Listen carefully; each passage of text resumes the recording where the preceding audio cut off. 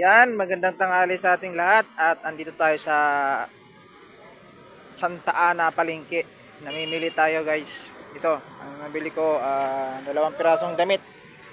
Paggamit ko na naman sa ano namin ulit sa SMBS sa Laguna. Ayan. Andito tayo sa may mga sa sentro ng Santa Ana, Maynila. Ayun guys, pauwi na ako guys. Lalakad na ako pauwi. Ayan.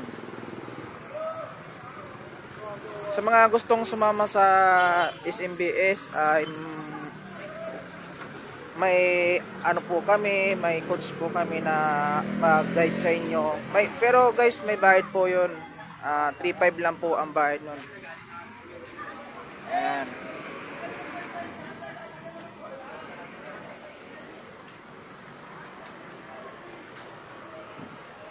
Wag tayo puro trabaho lang guys. Kailangan din natin bigyan yung sarili natin ng oras na makapag travel kasi napakahalaga po sa atin yan. Tulad ko, tagal na rin nagtatrabaho sa Manila. Pero minsan ko lang maranasan yung mag-outing katulad nung nakaraan sa pagsama ko sa SMBS sa Batangas. Grabe, sobrang solid guys.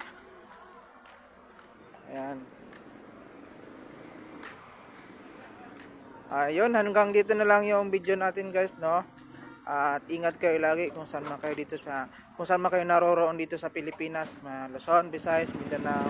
Maraming salamat and God bless.